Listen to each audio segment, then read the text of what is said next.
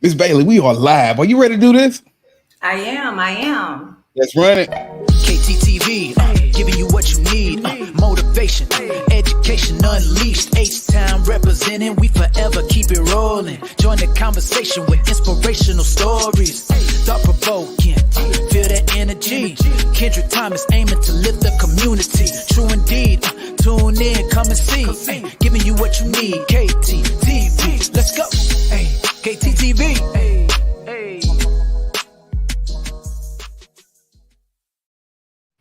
What do you do, KTTV? This is KT, and I'm coming at you live with another episode of the Education Unleashed talk show. And on tonight's episode, hold up. And on tonight's episode, I have the educator, entrepreneur, the founder, the fierce. I don't even know what else to say. Miss Angela Bailey, how you doing tonight, Miss Bailey? I am wonderful. Thank you for having me. Look, I do appreciate it. You know, we've been trying to get this thing connected. So thankful at that Half conference, we made a few things happen. And so we are here. You know, it's one thing to talk about the work where, you know, we out at the meeting spot. But then it's another thing when we get here and we get to record the work and just share it out with people. So thank you for taking some time out to come on and share a little bit with us tonight. No problem. Again, thank you for the invite. I really appreciate it because you have really opened the door for local educators to speak about topics that are affecting them in the school and even outside of the school. So your work is just doing things. You got to keep going, man. Be the voice. Right. That's it. So now, before we get things going, I started it during the pandemic, but it just was so real. I always like to do a check-in before we get started, right? And so, how are you? And as we get this school year off to a fierce and fast start, how you staying sane in this thing?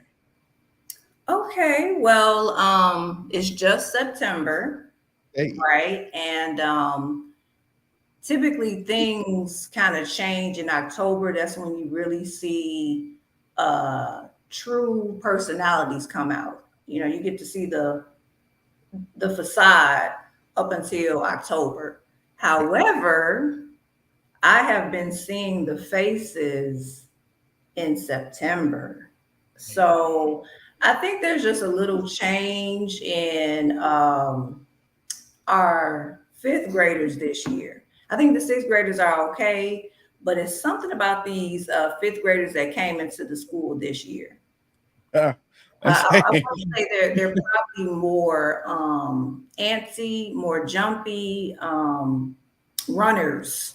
Got a couple runners, you know. Shoot, that remind me of old Plies. What do you say?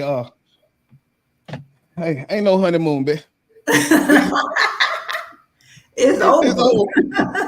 It's over real fast. We got things to do here. We got to get things accomplished. Let's get this year off. I want to say, when you look at it, coming from elementary, looking at that pandemic, and just seeing how, okay, this year affected this. Now, this year, trying to catch up from that one affected. So just being able to watch kids go from kindergarten through fourth with that deficit that was created, it was pretty real. And so now, as they come in with their fifth, you're probably getting the brunt of these past few years of what's been missing in elementary, you know. So God bless you, you know. Thank you. Well, for those that don't know, give us a little bit of background on you and your current role in education. Okay.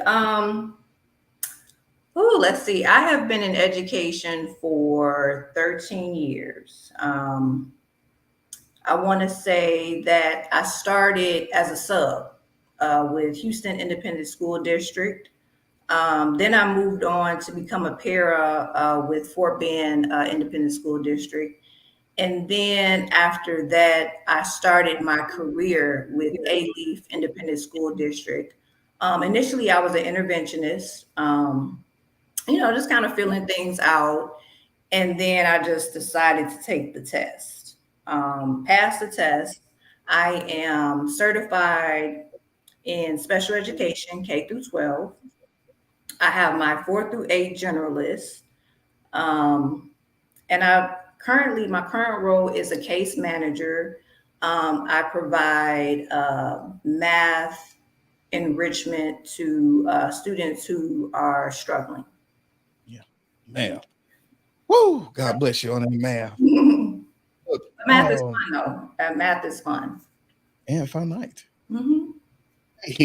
So now I was excited. I like doing the Google Doc, and so just giving people the opportunity to say, "Look, what do you want to talk about?" Because that's where the most passion lies, right, and the most depth of the answers and the concentration. And so jumping into it, thinking about you say like what should be taught in schools. Uh, Hmm. oh my God, with the vouchers like that, that's a whole different show, pretty much for that. But just jumping into things. Um, Uh-huh. when you think about those type of topics, and I will get to the level up in a second, but is that kind of one of the reasons that you created the level up because you're saying something is missing, or kids are not getting what they need as they come Hmm. out in this changing world.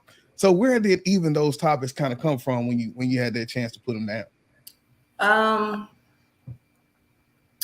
okay, so let me tell you this. Prior to COVID, I had always looked at, the students that I worked with, and even students that I did private tutoring for. There was okay. There's like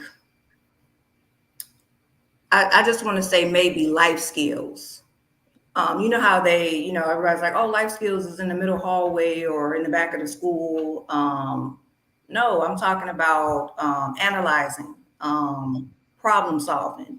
Remember how you used to do puzzles in school or even at home? And I feel like that piece is missing. Like kids don't play board games anymore. Kids don't No, play chess anymore. Kids don't play Monopoly. Um, and like I said, even a basic puzzle will allow you to think about things and try to put pieces together. yeah, So to me, I've always seen that. So life skills is a big part of what I think is missing in school. Not necessarily schools, but with our students. yeah, yeah. Just being able to create those leaders, right? Mhm. Those critical thinkers who, in most cases, think before they act. When you think about that math in your role, a Mhm. lot of that is being able to problem solve, being able to take those problems, kind of break them apart in your head, and Mhm. put them back together on the paper. And so, as you think about kids with those problem solving skills, how have you seen that kind of change in the work that you do? Like you said, we're just talking about this upcoming fifth grade class. Have you kind of Mhm. seen that decline even in the earlier grades? I want to say I mean, it's kind of early right now Mhm. because my current fifth grade class, we're just getting started. Yeah. Um, but problem solving, or I should say, thinking before you react, Yeah. um, is just not, it's definitely not, I haven't seen them really, think on things. It's more of a reaction. When I had children over the summer who were in high school, I also noticed that they had a deficit with that as well. Um, and I think maybe it was more because they lacked mentorship. Um, so I also think that that's a part of it as well. Yeah. Oh, Mhm. most definitely support, especially at high school, as I work with high schools. And I'm seeing like I really bought a book last year to be able to kind of start a girls mentoring club if the ladies weren't gonna do it on campus this year because yeah, that mentorship, especially in high school, as I build relationships with some of the young men, they pass by and speak to them, and some of the hardest ones. But it's because of that relationship and that mentorship that they feel they get from it. And I'm gonna tell them the way it's supposed to go each time. So now when you're thinking about that, what where do you think we could place that more inside of the schoolhouse? So if you was able to set the curriculum, Mhm. where would you institute more classes like that? Okay, so as far as life skills, problem solving, analyzing, critical thinking, mentorship, um, I would, I want to say I would probably have, you know, how you have your basic math class, but then I would have an intervention where you would just have maybe 30 minutes of time to work on puzzles, to maybe do some foundational reading or something like that that requires additional thought, maybe just not like one set answer, but maybe several answers or several responses based on that. So maybe build in a foundational class to take up maybe 30 additional minutes, or maybe take away 30 minutes from somewhere. But I would try to incorporate at least 30 minutes of a critical thinking class. Mhm. Some of that same stuff they make you take as a elective in college, but they still make you take it even at that level. So Right. why when we still doing it? Hold up, Miss Haynes say, "Come on, bring it." There we go. Yeah. So now, thinking about looking at that curriculum, looking at what you want to institute, that brings us to the level up. So Mhm. as you did came up with the level up, the concept of the enrichment, talk to me about how it even came to fruition. Like what were the thoughts? What sparked it? How did that go? COVID-19. Hey.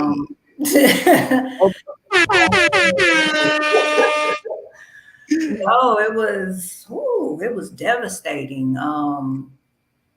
Kids were performing well below the average. They were not getting parental support.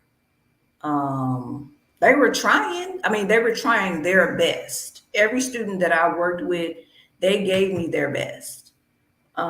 It just seems like they just couldn't catch up, if that makes sense. I mean, I felt like it wasn't enough time in the day, Yeah. or maybe um, the pace was too fast for them. So a lot of times I felt like I needed to just keep going over basic foundation stuff in order to get to the next part of the teak or the skill. Mm. Um, and I was just, I don't know if I was frustrated, but I think I was just disappointed because it was a lot, and I just felt like I wasn't able to help them. Like whatever I was given, it just wasn't enough. Yeah. And so then, okay, Mhm. so now you at the house or wherever you was at formulating. Some people go to Starbucks, think you said, I want to do this. And so whew, you make it sound like it was just so easy. But coming to fruition, seeing the problem, right? So now we see the problem, we've identified it. Now let's plan the solution. So for me, when I thought about building up the channel, starting the podcast, it came from a tragedy, right? I lost some people. I said, man, I got to be able to share this story and help other people. For you see the kids disappointed. You say, I'm going to do something about it. What Mhm. happens after that journey? What do you do? Okay, so I was one of my friends. He had presented a RFP with Houston Independent School District. So I looked at the RFP, I read all the directions, you know, trying to figure out, you know, is this something that I can do? So I was like, you know what? I've never written an RFP before or a grant. As a matter of fact, I was very intimidated by just the thought of putting the research together, formulating the correct response. So in 2020, I just started, you know, answering questions, interviewing my friends who are educators, looking online, getting facts, doing research. So in my head, I was like, I know what my program is going to look like. So I was looking for things that aligned with the type of program that I wanted to present to Houston Independent School District. So put together this long report, submitted like all these documents, signatures, and it was just like, oh, submitted it, and I was like, okay, it is what it is. I've Yeah. done what I was supposed to do. I'm gonna keep my fingers crossed. I'm gonna keep on praying about it. And sure enough, in 2021, I was awarded the proposal. So I was just like, whoa, like, what? Did I just do that? Like, Yeah. I did that. So I think I was just kind of like out of it. You think about something, you just like, oh, it actually happened. So, but I just kept, I have tunnel vision. Like when I see something, it doesn't, I just keep on going. I don't give myself any accolades. I just keep running. So from there, of course, you're awarded the project or the proposal, and you have to literally market your services to schools in the Houston Independent School District. So that part I didn't know about. So I just, started cold calling, building a team, meeting with administrators, staff, teachers at different schools in the Houston Independent School District. Received a lot of no's. Like, this is 2021. Like, I don't want to say that I'm arrogant or anything like that, but I just know what I know. So if I know it and I'm like, I have to just show you like this program is going to work. But it was no, no, no, no, all these no's. And I want to say I felt so defeated. I've never felt defeated in that way. So in 2021, head down, I was like, okay, I'm just gonna, keep it moving. But then I had got a phone call And from so a high Rocky school, thing. from a high school. It was like last minute, but I was like, hey, we can come out. We can do this. So went to the high school in HISD, and it just further confirmed what I had wrote in my program about mentorship and how huge that is. I feel that the kids that we were mentoring during that time, they never had anybody that they looked up to. They didn't think that they could be successful. They didn't think they were even going to make it out of their neighborhood. It was, I mean, we had a lot of questions for them. We had a lot of activities for them, but just listening to them and just their process or their way of thinking, it just confirmed, like I said, that they lacked that mentorship. Yeah. So was working over there with them for a couple months, and slowly started getting them to look at different careers or different trades that they may want to get into. They wanted to make a certain type of money or a certain amount of money. Well, how are you going to get that? Show me what kind of career or skill that you're going to create in order to get that money. Then that's when they got really involved. When we started talking about money, oh, they were doing research. They were Like, looking at man. different trades. They Yeah. were looking at the time that they would have to spend. I mean, they were on it. So Mm. I was very blessed to work with that school during that time, because I was like, I just knew it.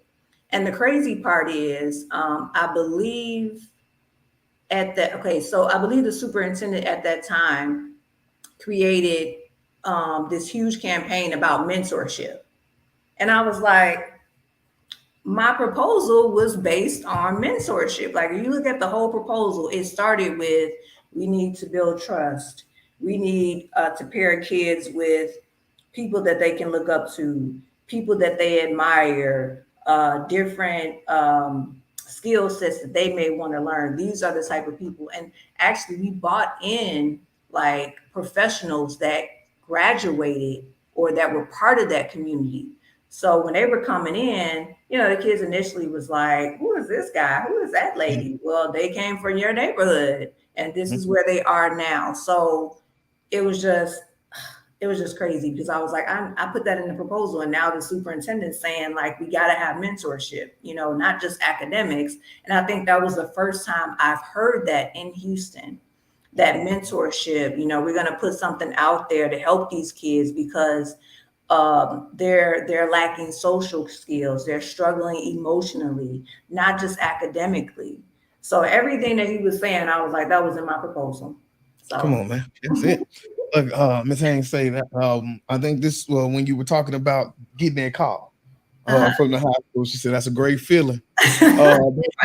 Oh yeah, I think it's when you just talking about the kids and our students need mentoring. I agree with that. No matter what Oh yeah, age or what creed, most definitely. And so when you create the program, you're going into the schools after schools, and mhm. biggest thing is not academic heavy. So when you think about it, is there academic portion, or is it mostly let me just kind of get you kind of together and thinking on other pieces?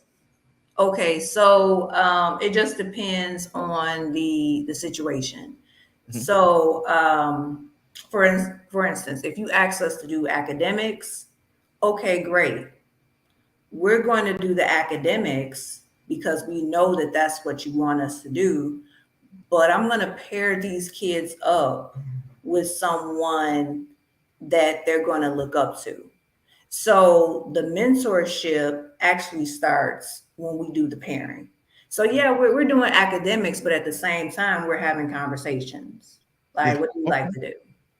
Oh, where you going to go to school? Where are you from? Like, what block do you live on? Stuff like, just small little conversations like, oh, I like your shoes. So just to get the kids talking. Now Yeah. we do talk about academics. We do that as well, but it's really the conversation piece before anything, so that we can get the kids that are quiet, that don't want to speak up about them having issues, not just at home. They may even have like self confidence issues, or they may be struggling in reading. Maybe they can't really read that well. Maybe they're in eighth grade and they're reading on a third grade level. So we try to get them to talk to us first before we hit the academics. Now Hmm. academics become, we can kind of, go over that based on the conversations that we have. But the main thing is that we want to build the bond first. Yeah. Yeah. That's what Tanya said. Yeah. Relationships first. What she say? Mhm. Meaningful relationships, meaningful work. Don't play no Yep. game. Now, so with that, did you decide to create a for profit or did you go through a nonprofit? Which one and why? You know what? I went with the nonprofit because Okay. I wanted to partner more with organizations that are doing the same thing. I wanted us to kind of use each other's skill sets to make a greater, outcome. Mhm. Um, so that was my thinking for the nonprofit. Um, yeah, so I mean, I just feel that if we keep on this track, we should be able to make more of a dent because we are a nonprofit and people really want to work with nonprofits. So that's the goal. Okay, that's the bet. Yeah, that's the bet. And then how do you involve parents when you're going out? Because I know it's a lot for the kids, but do you have a parent aspect or how does that work? Okay, so it's crazy because I actually wrote another proposal, and this one was it extended. So not only did it include tutorial services, but it included mentoring, counseling. I think there are some parent classes in that one too. But we were working with another high school in HISD, and our literacy class was going so well for our ELL learners, which is our English language learners, that the school administrators asked us to open it up to the parents. So bringing the parents in, it was like the best of both worlds because the kids were able to see their parents take initiative and own their education. And then the parents were able to see that, okay, my kids really are trying hard. I'm here at the school with my kids, although they were separated, they were in different classes, but still the point is the parents were able to see that, okay, they're not just playing around at school, they're actually trying to learn English and they're trying to speak it, they're trying to write it, and just overall their academics were getting better. Like I had one of our students, actually a couple of our students, but one of them told me that, and I needed a translator, that just think what her grades would be if she knew English. Like she was already getting like B's, right? But Okay. if she knew English, how much better her grades would be. Okay. Then another student, which I think she ended up transferring to the Yes Prep High School in that area. But prior to her leaving, she said she was just so thankful for the English class and that she was able to learn English because she had been struggling with that. So she was like, I'm thankful for my teachers. I'm thankful for Miss Bailey for putting this program together. So it was really nice. I mean, it was Yeah, just man. great. And we had a And that's great what we're here turnout for. too, you know. Yeah. Mhm. Come on, man. That's it. So now 5 years from now, Uh-huh. where is level up? Okay, well, I'm a little aggressive with Yeah. my goals, but the ultimate is to have our own center. So whether that looks like a YMCA type of deal, maybe even a Montessori school or even a charter school, but I want my own standalone. That way I can service more kids. I just feel like I want to do so much and there's not enough time. So I think if I had my own place and then more of me, you know, I can reach more kids that way. Yeah. People do not understand the effect Volunteers of America, the Lighthouse, like Mhm. what effect they had on me growing up. I would go after school. They would come through the hood. We jump on the bus, and when I tell you, I really believe that's what saved my life. Mm. So every time I tell people programs like this, places like this after school, because if you don't fill my time with something positive, I'm gonna feel it, but I'm gonna feel it with some teenager stuff. Not even trying Right. to get 30 years. It just happens Mhm. because that's what we know in the hood. So most definitely, congratulations on just getting it up and running. I know the school year is jumping, so Yes. the budgets had just started rolling over for September 1st. So go out there and get that bag. Tell them quit playing, put you Right. in the game. So now, if somebody wants to get in contact with you from the school, get the services, Mhm. please drop the information for us so we can just get in contact. Okay, so you can always call me at area code 346 250 1690. We are also on Facebook and Twitter. The Facebook is at level, the word level, the letter U, and the word enrichment.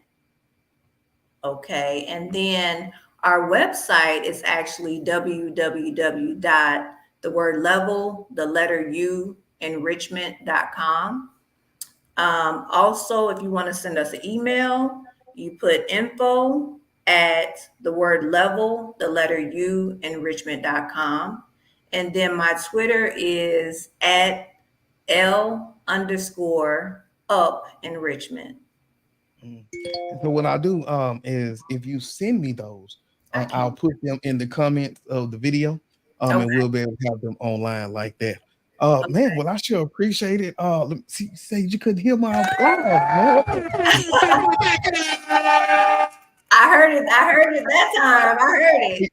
Okay. So look, I want to say thank you for coming on, taking some time out. What we'll do is we'll take a break. We got a few more things to talk about here, especially our parent teacher corner. And so you can definitely chime in on that. Tonight we'll be talking about a little screen time. Last time we talked about just tracking. We talked about social media tracking because we know how dangerous that is, especially for our intermediate and middle school kids, because they Hmm. think they first start smelling themselves. So what we'll do, take a quick break, and then we'll come right back.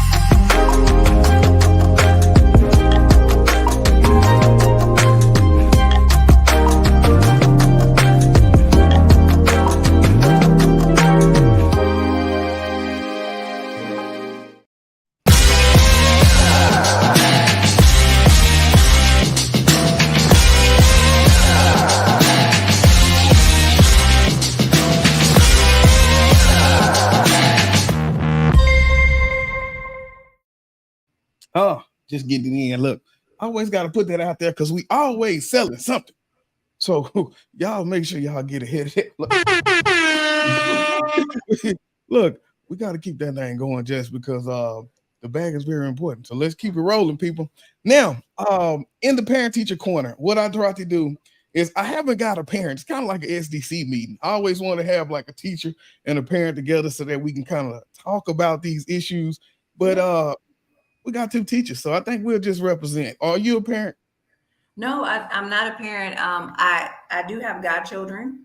Okay, okay, I do have a sister who yeah, is 16 years younger than me. yes. So that's kind of like my little Uh, baby. I agree. I'm the oldest of a brother and sister, and I got nieces and nephews. I think we qualify for the night. We just Right. all right. So tonight we delve into a topic that has become more relevant than ever in our digitally connected world: the delicate balance of screen time for our children. As we know, screens have become an integral part of education, communication, and entertainment. But striking the right balance is crucial. But I think even as adults, we struggle with the balance, right? Mhm. Because they always said, turn your screen off an hour before you go to bed. Do you ever do that? Um, I'm gonna tell you, I don't watch TV. Okay. I think what because based on my schedule, I try, but some kind of way I end up falling asleep. Yeah. So I think the TV ends up watching me.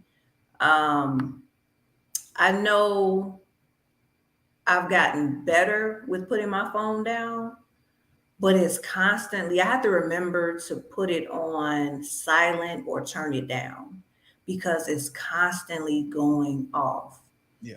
And I believe there was like an article talking about how um, it's set up to do that, to get you to go into the apps. Like Yeah. they purposely send you things, and these things are not even related to you. It's just possibly like a friend posted something, and it's like, Get well, you why back are out. you connecting me? Like, why are you sending me a message or a notification when that's not even pertaining to me? I don't want to see that right now. So Look. I guess that's part of the, them constantly luring you into the screen time. Yeah. And I believe the average person spends, I think they said more than 5 hours Oh, on their phones. probably so. Probably so. Apple used to send out the weekly announcements of the screen time. I don't know what happened to those, but it probably made people kind of realize and put the phone down, so they stopped. Hmm. Just Hmm. wow, not seeing them anymore. So in this here, what I'll do is I'll share some tips and some insights on how parents can navigate this digital world and help their students maintain that, I guess, equilibrium between being a teenager, but then also understanding that it's more things outside of your phone and your video game and the TV. So one thing was setting screen time limits. I think we all can use that. Do you have like a sleep set on your phone? I'm not even sure. Okay, okay, You know what? I would have to ask one of my students to help me yeah. with that. For me, at 11:30, Okay. um, it goes automatically do not disturb. So Oh, then, okay. and when the alarm goes off, then it wakes back up once I click it. But at 11:30, I'm Mhm. shutting it down. You know, I think for our younger kids, oh, so we thinking about teenagers, but what about the people who we're dealing with, especially in the intermediate, like your fifth graders, were those babies who mom will put them on their tablet during the Mhm. pandemic. Everybody at the house just watch something because that brings me to that next one: quality content. For instance, I would have a student who the parent she thought he was playing a math game, but they Mhm. have got real slick now because the math game was some Mhm. kind of killer clown game. Have you heard of that? No. Oh Uh-uh. yeah. We end up have, and so what happened? The young man started drawing about the game, and so then that's how it all came out. But they in the back, she in the back seat, he in the back seat, mom driving, she thinking it's business as usual. He back there killing people, So thinking Hmm. about that content, um, a text free zone is the next one. Designating certain areas of the home, like the bedroom or the dining areas, as text free zone. I don't think Okay. text free zones. No, no. Like I actually think that's a good idea. You said Yeah, tech-free zones. yeah, Okay, so yeah, that's to me, I feel like you said, there should be a time limit. Because you're an adult, the later, of course, but I think once your mom gets off work or once, she's finished making dinner, phones, tablets should be off. yeah. Or because that's the time that you should be spending with your kids to help them, with anything or, just to have a conversation with them, Mhm. but definitely not in the bedroom because I remember during the pandemic, like you said, kids were on their tablets, on their laptops, and we're in class, but you're in your bedroom and you're playing games. So Yes. yeah, go in the living room, the dining room, or your mom's room, wherever she is, that's where you need to be. Ain't nothing like getting that text from somebody you're in the same house with. Like, man, it just Really, like what? like, man, look, Some tell me water. that. What? Yeah. What made me pick this topic was the beginning of the school years coming up, and so for my niece, I do the parental controls on her phone, and Mm. so I pay like $100 for this app. But when I tell you, I can go in and like take screenshots of the phone. You can press which apps you want to work, what time you Mm. want them to work. I mean, it is crucial. Like if I want to just take over the phone and just do whatever, like going through it. That's And so nice. yeah, I mean it's good, but uh it is kind of cumbersome though. Because Okay. she's a freshman in high school, so it's a few apps right now that's not working. But Mm. I look, didn't even know that. I didn't know that they can block it like that. That's good. yeah. Okay. Like she say, yeah, everything we're talking about happens all too often. Hmm. Uh, yeah, like the parents not paying attention. Yeah, but biggest thing is I just want to talk about some of the things that parents can do in that segment to just be able to help manage their screen time. Right now, I think kids are getting fatigued. They stand up all night on the game, on the computer until when it's time to get on there for this eye station or this eye ready, you Hmm. you can't do nothing now because you'd have been up all night. Well, yeah, I definitely run into that a lot. But it's really up to the parents and how they run their household. Yeah. I think a good solution would be maybe no phones over the weekend, Woo. because maybe that's time that you guys can go outside, go to the museums, go eat at a restaurant, go to the park.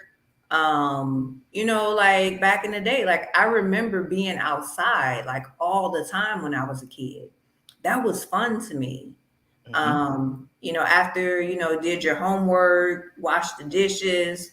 If it was still light outside, we could go outside. Yeah. Um, But I just think that a lot of kids don't want to go outside.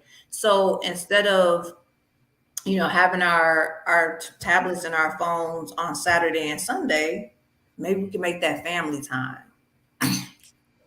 That would be so good. Except you probably start a war in the household. You trying to take my phone. It's like a punishment. No, I mean it's not a punishment. Let's That's just what they're go gonna say. outside. That's what they're gonna say.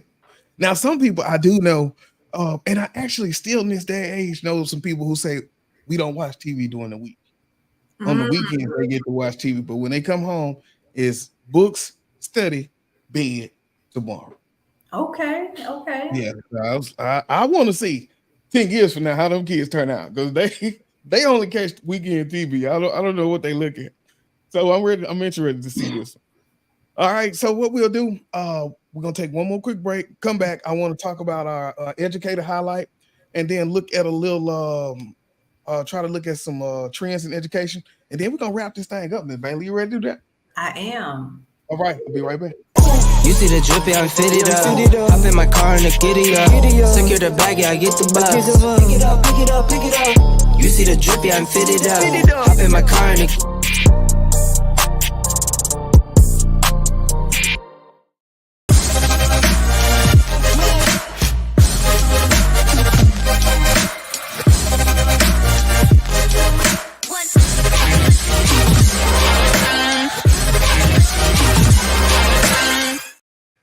Oh, what? We're gonna run the bells. I mean the button and the sound for what?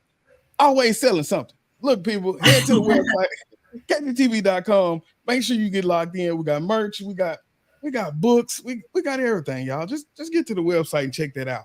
All right, now how you feeling, Miss Baby? Hey, I'm feeling good. I Good. feel great. I was telling them when we first started getting into them allergies tonight, the cats got me. It was a very quick one. Benadryl came to the rescue, and so I've been fighting ever since then. So just thank you for bearing with me. Thank y'all for bearing with me out there. As we get into our education trends and insight segment, what I want to just talk about is STEM in general, right? You think about those fads, you think about those things that happen, and man, for a while, like the STEM was like full throttle. You want to be a STEM campus, you're doing your PBLs. I've been removed off the main campus for the last year. Are y'all still kind of doing that same fight, working with the STEM? Is it still hot, or have people moved on to a different trend, in your opinion? No, our campus is, we have a great IT resource person. She has robotics, she does coding, she does, I forget, we have like this 3D printer. She does the 3D printer. And this is more so, she does this stuff during, I should say, after school. It's part of the after school program. I should say some of our teachers there do the after school program. We also have a good science specialist at our campus. She is very hands on. She loves doing different projects, letting the kids put their hands on something, doing different experiments. She actually hosts a lab, I think, every week, and then she will actually teach a lesson. So STEM is definitely at our campus constantly. I want to say daily. So, but as far as other, like hearing it in the news and even with the social media, I really haven't heard too much more about STEM. Yeah, yeah. Like what happened? Because when you think about those critical thinking, when you think about the robotics, when you think about the creativity, the innovation, all of this is bred through those STEM classes, those project-based learning. I remember doing at the elementary level, all the kids they made like alarms for something, where they were guarding something. They had to kind of put all the wires together. But Hmm. just being able to kind of do real life projects like that is what creates that critical thinking. Sometimes it wouldn't work. And now on the spot, I'm challenging these kids to fix it. So what went wrong? What are we gonna do? Like right now, it got to be fixed. You just got called out on the emergency call. But all of those pieces. So I agree that we have to keep those things running, because that's our future. Like those jobs, some of those jobs haven't even been created yet. So our digital programmers, our coders. I know we did a lot with Apple, just doing those coding classes. Did you ever get with for that? Were you a part of anything through the You know district what? with the Apple? Yes, this summer we were able to have a coding camp. So it was kind of like it was summer school, but it was more like summer camp. So it ran the same time as summer school did, but we had at my particular campus we had coding, which I taught the coding class, and that was great. Like the Yeah, kids loved the coding class. Like some of them built video games. They built different presentations that centered around SEL, social emotional learning. They were able to create characters, make them move, collect points, say things. Like these kids are really advanced. So I definitely love the coding program. I'm hoping that we're able to do the coding program again next summer or for this school year over the summer. I think for the most part, they need to incorporate coding into the curriculum. Like, I'm thinking maybe have a class that allows kids to build scenarios for how to create a science experiment. Maybe hmm they do like a visual for that, yeah, or maybe possibly create a video game that allows kids to collect points for good behavior or turning in their assignments. yeah, I mean, just something like it was so cool to do that. The kids really, really loved it. yeah. Bring back the science. Hmm. Let me see what we got. I was just thinking, what would kids make? I was fortunate enough, like the weekend before the world shut down, I was the MC at First Lego League, and Hmm. so they were doing the competition, and like had people from all over the country because this is like coming close to the championship.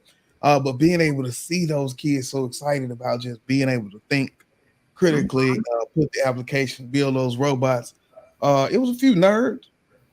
Don't Yeah. get me wrong, but it was a few cool, just laid back kids. I was like, man, what are you doing here, man? Are you that old with it, brother? And so, everybody though was just killing it, and fired up. So I do believe that we got to keep that going, because Yes, that is the future of what we're doing. And so, okay, well, thank you for kind of putting that perspective on that because I wanted to know is it still happening in the schools like it was before? Because definitely. trends come and go, especially in education. Your buzzwords come and go, but some things we got to keep preparing kids for. And so, that just goes back to right what we were talking about in the beginning. All right. So now for our wrap up, Mhm. I wanted to highlight an educator who what I do is I put out a Google Doc, and if there's educators who are doing a good job. You know how they always say, give you your flowers while I'm living, like Yeah. celebrate me now. And so when I tell you people are coming through, they're putting in like names. Now some people they don't fill out all the information, but they at least put their name and the person they celebrate in the school district. So that's like this brother tonight. Wasn't a lot, wasn't like last week. It was a guy over at Mahaney, one of the coaches that was there for 20 years. Oh, So a lot of people have been shouting out. A lot of English people have been shouting each other out. So I appreciate everybody. But this guy is Mr. Marcus, I think Pryor. And so he shouted out Rashad Godbolt, which is the principal at Campbell Middle School. And so I guess that's at Sci-Fair ISD. And okay. so he said this is an educator who has come from humble beginnings in Louisiana, and he is an outstanding role model for kiddos. That's what Mr. Marcus said. So shout out to Rashad Godbolt, our principal at Look, before I even put the horns on, we're gonna put the horns on for one, this brother doing a good job, but for two, been the principal of a middle school. God bless this brother. Look, because I don't know if I could do middle school. I don't care how good he is or how blessed I am. So big shouts out to Rashad Godboat, man. Keep doing your thing. So awesome to just celebrate educators, especially brothers who are pioneering this thing, and changing the narrative of what our black men are doing. We're more than the behavior people, right? We're more than just your bad kids. We are leaders. We are thinkers. We are applicators. So check us out. All right, then. Absolutely. So as we get ready to land this plane, give us the information for the level up one more time, and where are you currently at? Okay, we are currently in the process of providing services to a couple of elementary schools in the Houston Independent School District. We're just waiting, possibly starting in October. I'm thinking early October. If you want to reach us, because we're always looking for volunteers to help us with programming and then also with marketing, please call me at area code 346-250-1690. Or send me an email at the word info at the word level, the letter U, enrichment.com, or visit us at www.thewordlevel, the letter U, the word enrichment.com. Or if you want to follow us, because we're always looking for more followers, we are on Facebook as well as Twitter. Our Twitter handle is at the letter L_UP enrichment. And then you can follow us on Facebook at level, the letter U enrichment. That's where we are. Hold up. And don't forget, I will put that in the comments of the video. So if it was a lot, y'all just hold tight. All right. Well, that's okay. That's okay. You don't write it down for them. Yes. All right. Well, thank you for taking some time out. Once again, I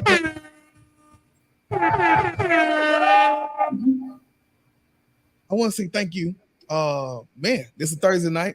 Mm-hmm. You know, when I thought about Thursdays, I didn't think about Thursday night football. So I forgot. I really love this and doing this for the 12 weeks that I do back to back. So thank you for being a part. I look forward to sharing this out with the audience and really just getting the word out about the awesome work that you are doing. And yeah, we'll talk soon. I'll see you at the spot. Shout out to G. No. All right, y'all. This is KT for KTTV signing out. 100. This is Darnell with Broadcast Houston. This is Dr. Tamara Beckford. Hey, this is Candace. This is London Underwood. This is Kirsten Bass with Inner City Greens, and you're watching. Y'all are now tuned in to KTTV. KTTV. KTTV. KT